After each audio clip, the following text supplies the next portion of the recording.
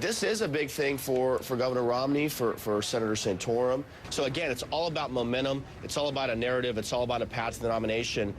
My sense is that Super Tuesday will result in Romney being by far the strongest candidate, the candidate that's likely to be the nominee. I think most Texans looking at this, we're seeing Wendy Davis for the first time in a statewide capacity. She was just as negative in this debate as she's been in the ad wars for the past 2 months. Because there's been so much opposition, not just from Republicans, but from moderate Democrats, is that President Obama and the Democrats in Congress are going to have to scale back their ambitions. Look, we have no idea where these 5 terrorists that are all Taliban members who are being released into Qatar and may eventually end up in Afghanistan or Pakistan. We have no idea what they're going to do in the future. Any deal to bring that prisoner of war back should be scrutinized based on the merits of the deal. And I think the more that we learn about this, it is somewhat troubling. I think eventually she's going to have to release her medical records like all candidates do.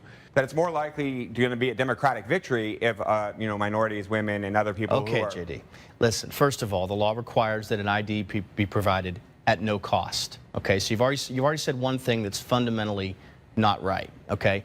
Secondly, this law has now been in effect over a year. We have seen hardly any complaints for anyone who's tried to vote and been unable to.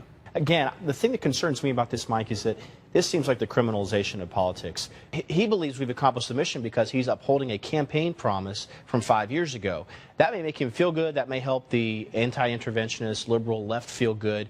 But it doesn't necessarily mean we're going to have a secure Afghanistan. What Republicans care most about is economic growth. We just had the first quarter economic growth number released. It was 0.1%.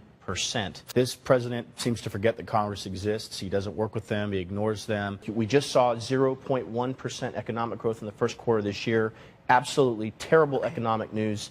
I don't know why we want to make it worse for the economy, worse for job creators at this time. The question is, who's enthusiastic to vote in November? And I think this whole situation could have been taken care of very easily if David Letterman had called Governor Palin after the show and the joke happened initially and apologized to her privately. I think your first ad being harshly negative and really being, almost despicable, I think, shows that she's operating from a position of weakness. Bush 43 inherited a recession from President Clinton. What we need to judge President Obama on is the decisions he makes and the results of those decisions.